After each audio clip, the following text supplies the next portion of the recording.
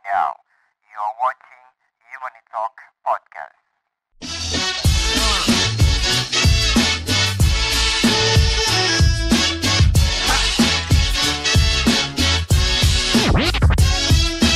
Hai, Ari Daging kembali di Humanity Talk Podcast Dompet Duafa TV, hadir seperti biasa untuk memberikan inspirasi.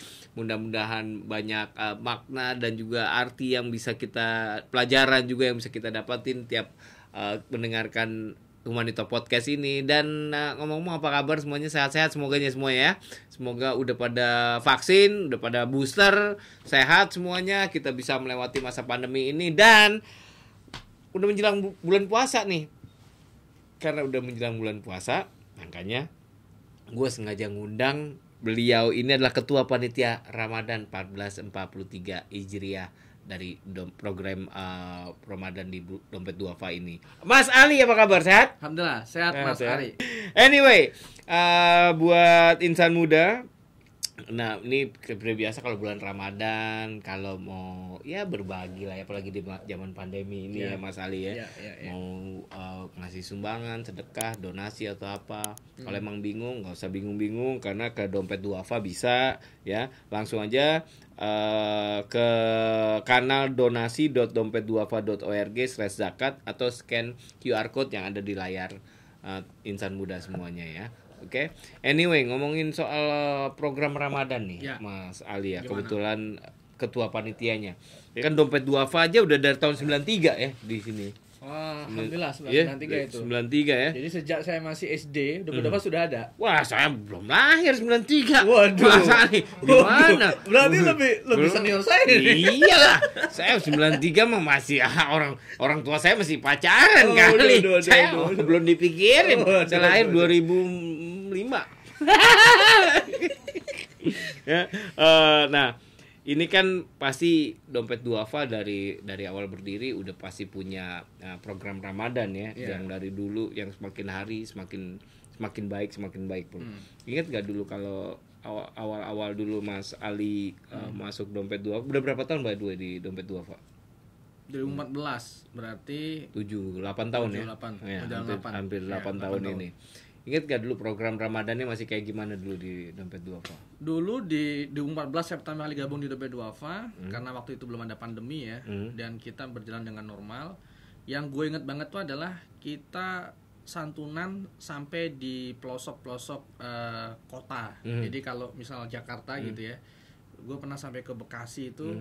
Bekasi itu yang kawasan dari Jakarta ke Bekasi ya, gue masih pernah ke Bekasi tahun 2014. Oke, terus. Jadi betul, Bekasi itu tapi di pinggir lagi gitu. Oke. Saya Bekasi tuh gede loh, banyak orang nggak ngira Bekasi tuh gede banget. Iya, Ya. yang di situ kita berbagi dengan disabilitas. Oke. Ada disabilitas di situ. Itu salah satu pengalaman saya pertama kali di Dompet Duafa. Kemudian kita juga pernah rilis bantuan juga sampai ke kawasan Banten. Banten. Kalau Banten kan ya kita tahu ya, Banten itu ada wilayah-wilayah yang memang secara kawasan juga pelosok, walaupun betul. Masih di deket Jakarta. Gitu. Kelihatannya deket sama Jakarta, tapi nggak tahu kalau masuknya tuh susah ke dalamnya. Mungkin atau wah itu memang luar biasa. Even di Jakarta aja masih ada yang kayak gitu ya. Masih ada yang kayak gitu. Nah, ya itu yang saya ikuti. Kemudian kalau yang sifatnya happy juga ada dulu 2014. Maksudnya begini, kita bikin event dulu ngejazz tapi di masjid. Oke. Di masjid diomelin dong. Oh, di Ramadan Jazz malam ya. Jadi habis terawih. Ramadan Jazz. Iya. Nah, di situ. Bukannya terakhir masih sering ada ya kemarin ya, belum lama ya. Sebelum pandemi. Kayaknya sebelum pandemi ada deh. Ya kan? Masih ada. Pandemi ini kemarin nggak ada ya Mas? Iya, nggak ada. Nah, jadi itu salah satu event yang menurut saya pertama kali di Dompet Duafa, wah luar biasa. Iya, sama terakhir gue dulu ngurusin counter Om. Jadi apaan? Counter tuh gerai zakat yang di mall. Oke. Itu kalau mau buka counter itu setengah malam.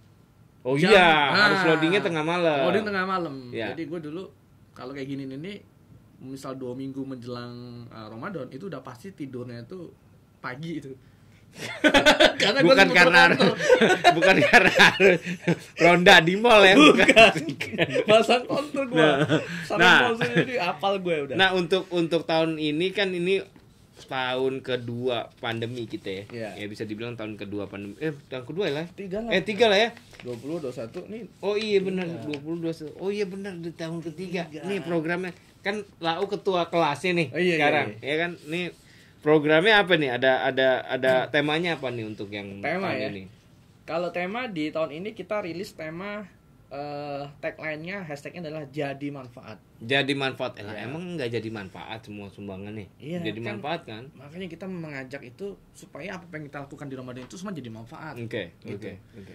Jadi nanti jadi manfaat ini kita ingin mendrive publik itu, memberikan informasi, pesan kepada publik bahwasanya Ramadan tahun ini kita harus jadi apa nih? Harus jadi manfaat. Jadi manfaat gitu. Nah, jadi manfaat itu banyak aktivitasnya, Om. Apa aja? Mulai dari tentu ibadah-ibadah pribadi ya. Kan biasanya kalau Ramadan tuh kita tuh sholat tuh jadi rajin ya kan. Yang kedua, mungkin sunah-sunahnya jadi banyak ya kan. Ngaji-ngajinya yang dulunya mungkin seminggu sekali, bahkan sebulan sekali, ini agak-agak sering sih kita. Iya. Nah, makanya Ada tadarus soalnya. Jadi tadarus, ada barengan. barengan gitu. Nah, berbagi juga, berbagi. Jadi harapan kita karena lipat gandakan ya. Jadi kalau kita bicara pahala ya kan, kan kita juga pingin pahala kan. Walaupun kita mungkin kalau ditimbang-timbang sama yang dosanya ya nggak tahu, tapi yang jelas kita pingin pahala. Buru-buru dapat yang banyak lah. Banyak, makanya kita beribadah. Nah, ibadah kita yang berbagi. Nah, maka kita memberikan pesan itu, publik, ayo bermanfaat, ayo berikan Ramadan jadi manfaat. Nah, manfaat itu nanti secara donasi, secara sedekah, zakat, wakaf yang kita kelola itu tentu akan juga diterima oleh penerima manfaat, penerima program.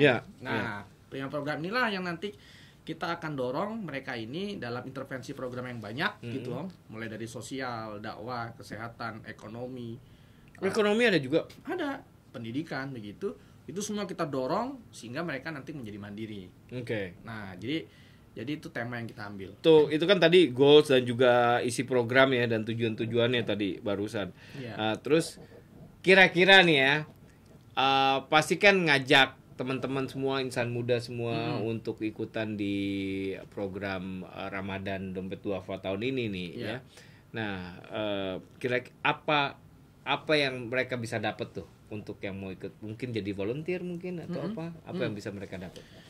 Sebenarnya kan Dompet Duafa ini kita membuat satu identitas kelembagaan itu yang sangat dinamis ya. Jadi kita lembaga zakat kita lembaga kemanusiaan juga kita lembaga kreativitas juga lembaga relawan juga Nah, jadi di Ramadan ini sebenarnya kita kalau insan muda, fokus insan muda itu sebenarnya ada 3 kanal yang kita siapkan untuk mereka bisa terlibat.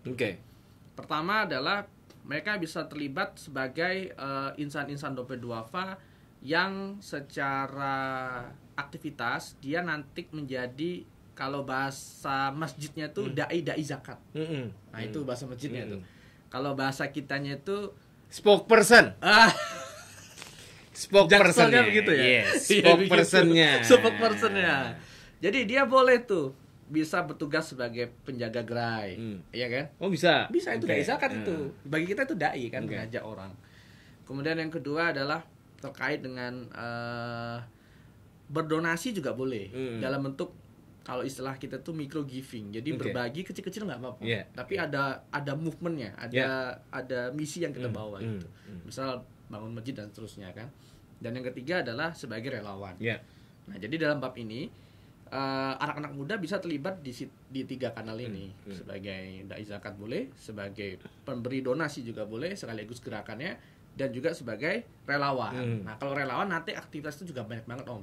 Kayaknya banyak banget tuh kalau relawan tuh. Banyak. Bisa sampai ke pelosok-pelosok bahkan. Ke saya pelosok. Gitu. Ini akan berjalan dari kapan sebenarnya? Pasti dari sebelum bulan Ramadan dong mestinya. Iya kan? Untuk rekrutmen yang sifatnya dai zakat ini sudah berjalan, Om. Oh, udah berjalan. Udah berjalan. Jadi sekarang kita sedang rekrutmen untuk melihat teman-teman kita yang muda yang ingin terlibat, ya kan? Kemudian kalau untuk Ramadannya relawan, kita juga punya salah satu divisi yang memang mengelola namanya Dompet Dupa Volunteer. Mereka juga punya rencana program dan sudah mulai direncanakan. Kayak tahun lalu tuh ya, misal ada grebek kampung begitu. Jadi kita menggerebek kampung. Karena kampungnya narkoba. Enggak. Sorry. Kampungnya digerebek ya. Iya. Digerebek itu dengan kalau itu yang gerebek berarti saat narkoba. Oke. Gimana? Kampungnya digerebek itu dengan intervensi program yang banyak. Oke. Di situ ada masak bareng ibu-ibu pasar murah ya kan. Kemudian ada berbagi yatim. Ada pengajian. Maksudnya yatim ini dibagi-bagi gitu. Ini buat kamu. Saya anak yatim juga, tolong saya dibagiin dong. Bapak usia udah besar. Oke, terus. Udah usia. Nah, jadi gitu berbagi dalam satu wilayah, dalam satu intervensi dengan sumber daya yang banyak. Nah, itu berkampus, salah satunya itu relawan juga SMA. Kalau di tahun ini mereka membawa isu sejarah rempah Nusantara. Wah, Sumatera tuh. Ya seluruh Indonesia sih. Jadi gini, karena kan jalur kita rempah itu. Iya, karena kalau kita ngomong Ramadan kan itu bicaranya berarti bicara masakan. Ya kuliner pasti lah ya. Kuliner kan selain fashion ya, kuliner. Nah, makanya hari ini volunteer kita itu sedang bawa isu bagaimana kekayaan rempah kita itu dari Aceh sampai Papua itu. Nah, sehingga itu nanti juga menjadi satu sajian yang baru ya di kali ini. Menarik itu, menarik. Jadi ngulasnya nggak cuma masalah fikih saja gitu atau pengajian yang sifatnya religius langsung, berarti ada kekayaan Nusantara yang mau kita angkat. Nah, berarti volunteernya boleh non muslim dong? Oh boleh dong ya? Kan di kita universal. Oh iya. Boleh siapa aja maksudnya? Siapa aja boleh. Karena Oke. isu kita itu isu yang universal Iya. kemanusiaan. Tapi menarik sekali nih jalur rempah karena believe it or not, waktu ditemukannya mumi itu ada satu rempah, ternyata rempahnya itu asalnya dari Indonesia, dari Sumatera. Itu waktu mumi ditemukan. Bayangin, berarti kan ada yang bawa tuh udah dari Sumatera sampai ke Mesir sana. Berarti. Dan itu entah siapa. Gitu. Itu semacam kemenyan sebenarnya. Apa gitu namanya. Dulu gue lumayan ngikutin, waktu itu ada sempat pameran di Museum Nasional jalur rempah Indonesia waktu itu. Nah, itu dari mulai Sriwijaya, apa Samudra Pasai termasuk Raja Samudra Pasai. Nah, itu di mumi di Mesir itu ditemuin ada rempah dari sini ternyata. Tahun itu bayangin gitu. Berapa kayanya Indonesia akan rempah. Kenapa Indonesia dijajah? Karena rempah. Iya. Apalagi gitu kalau bukan karena rempah. Karena di Eropa nggak ada pala, nggak ada merica kayak gitu-gitu nggak ada. Iya. Koriander itu dari sini koriander ya, atau bahasa Italinya koriander cilantro. Waduh. Tapi sebenarnya itu adalah ketumbar. Ketumbar. Itu dari sini rempah, pala dan lain-lain gitu ya. Nah, ini menarik sih kalau yang itu nanti ada di program Ramadan juga tuh. Itu bagian kita juga nanti merilis edukasinya. Menarik. Kemudian juga berarti ada acara kulinernya dong dengan buka bersama pakai masakan dari Padang. Rencanaannya ada juga tuh. Okay. Di tarhib kita rencananya seperti itu, Om. Jadi nanti ada beberapa aktivitas yang memang akan mengangkat aktivitas kayak gitu. Kalau ini aktivitas yang aktivitas yang kayak tadi kan ada yang seneng-seneng nih. Istilahnya aktivitas gaul. Iya, betul. Abis taraweh ada jazz di depan di masjid di halaman masjidnya Masjid Mutia waktu itu pelataran ya. Nah, yang kayak gitu ada nggak di masa pandemi ini untuk tahun inilah yang program gaulnya gitu? Tahun ini kita lagi siapkan 2 opsi sebenarnya. Opsi landai COVID dan opsi ketika COVID-nya masih dalam posisi seperti sekarang ya. Iya. Kan katanya kan bulan Maret kata Pak Luhut nanti yang pulang dari luar negeri bahkan April karantina dihilangkan nih mungkin. Dipotong 3 hari atau 1 hari. Berarti kan kepikirannya he's getting better gitu. Iya nggak? Berarti udah landai nih. Jadi ada apa nih pilihannya? Kalau dalam aspek itu memang tetap kita nanti akan mengambil event-event yang sifatnya tentu mengajak keterlibatan publik, ya kan. Salah satu tema besar kita sebenarnya kita ingin mencoba mengangkat era lalu. Jadi nanti itu komunikasi kita itu akan banyak bicara tentang Ramadan tahun lalu itu kita ngapain, ya kan? Ya masa-masa lalu. Iya. Karena kan hari ini tuh tipe orang pengen kayak masa lalu, Om. Ya. Nostalgia. Nostalgia gitu. Nostalgia. Nah, itu yang kita sedang pikirkan sih ya. Jadi kalau event secara yang sifatnya santai begitu, tetap di mall nanti kita implementasi ya seperti Ramadan akustik gitu ya, seperti atau mungkin berbagi dalam bentuk skema-skema yang melibatkan banyak komunitas, misal mengaji Quran dan seterusnya gitu. Tapi dengan skema-skema yang kreatif. Oke. Nah, itu yang kita set up. Salah satu eventnya di tahun ini gitu. Soalnya kan Dompet Duafa di YouTube-nya juga ada ini kan acara musik apa namanya? Berbagi musik gitu. Dia mungkin bisa di bulan Ramadan mungkin juga bisa kali. Iya, itu bagian daripada salah satu list event kita gitu. Ya, menarik. Yang lagi di highlight tapi secara program apa nih? Nah, betul ya. Jadi kita sebenarnya target kita Om di Ramadan kali ini itu kita ingin menyasar segmen penerima manfaat tuh sampai di angka 600.000 sampai 700.000 penerima manfaat. Iya, dari seluruh Indonesia. Iya, seluruh Indonesia, Aceh sampai Papua. Dengan semua variasi program. Baik yang sifatnya mungkin hanya berbagi berbuka puasa sampai yang sifatnya sampai program-program yang memang fundamental ya, yang memang program-program besar gitu. Nah, kalau di Ramadan kita itu ada 3 kategori program. Kalau programnya yang pertama kategorinya adalah tematik program. Nah, kalau tematik program ini adalah program-program Ramadan yang memang kita set up itu dia bertema khusus. Seperti apa? Misal contoh berbagi berbuka puasa. Karena kan itu berbagi suami itu film. Boleh juga. Enggak boleh. Nah, begitu. Terus yang kedua adalah kita juga merilis berbagi untuk anak yatim ya. Karena yatim itu Ramadan itu publik tuh juga sangat tertarik untuk program seperti itu. Nah, dan itu selalu porsinya tinggi. Yang ketiga adalah kita juga bicara tentang tebar zakat fitrah. Nah, zakat fitrah ini kan kalau kita bicara tentang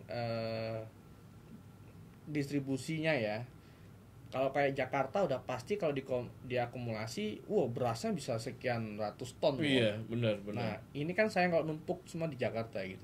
Maka kita himpun zakat fitrah di Jakarta di kota-kota besar, kita distribusikan nanti di pelosok. Nah, dan kita ada petani tuh.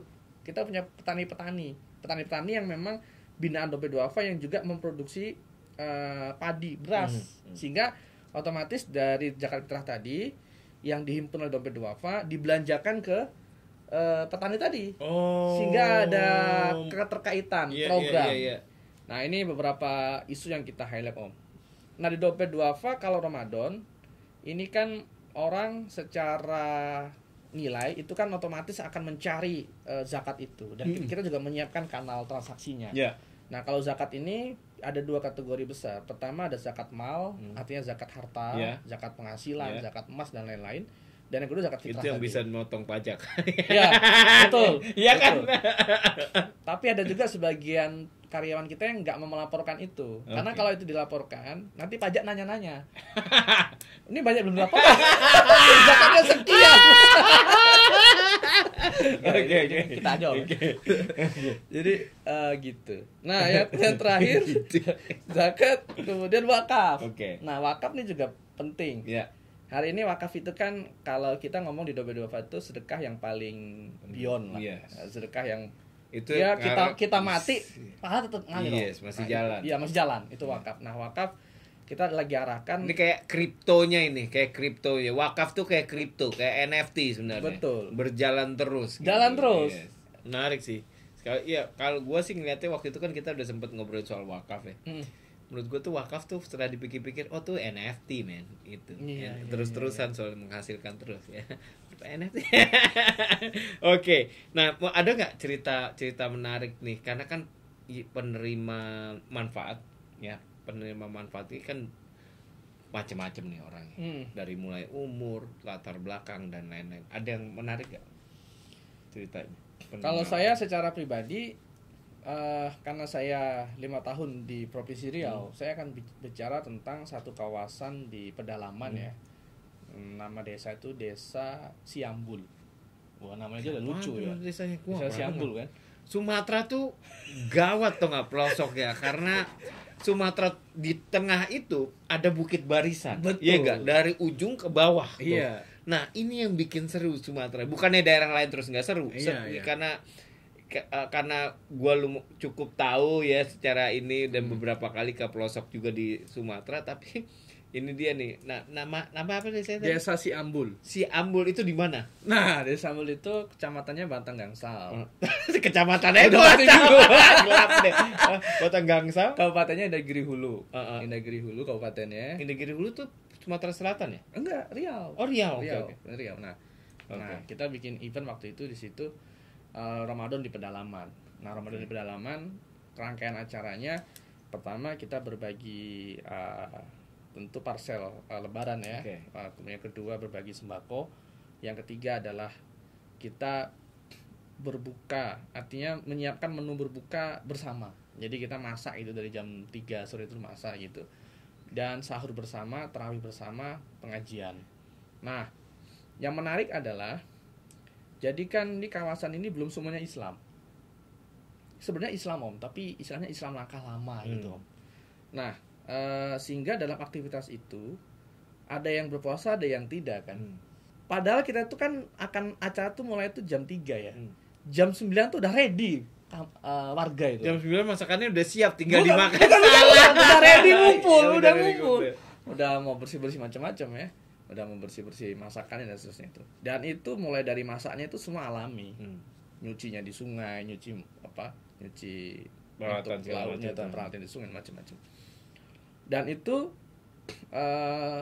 meskipun ya beberapa itu belum Islam, ya kan, tapi tetap menikmati gitu. Nah dari situlah baru kita mulai memberikan nilai-nilai tentang apa itu agama ya kan dan lain-lain.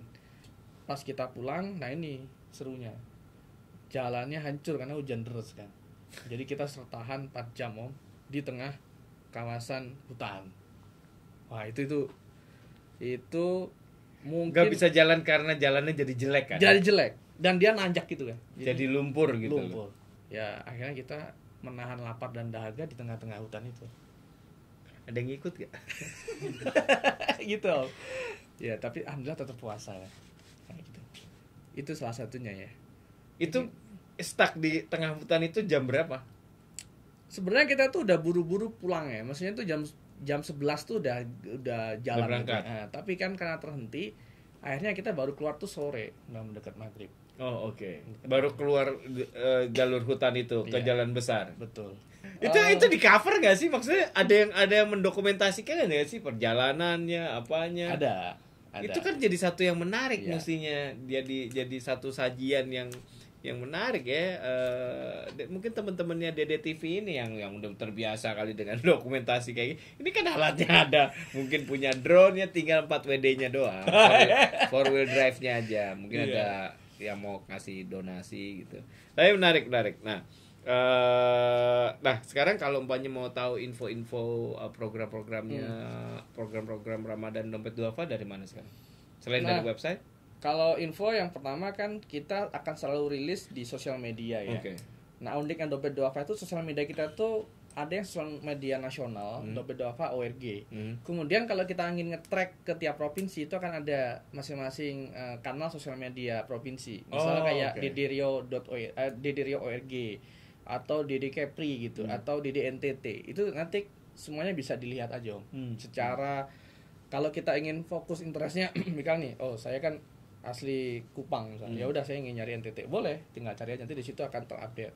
Dan buat yang program Ramadan tahun ini rekrutmennya untuk volunteer dan lain-lain udah dimulai ya? Udah dimulai. Jadi Di Dompet Duafa Karir juga ada di situ dirilis. Itu dia.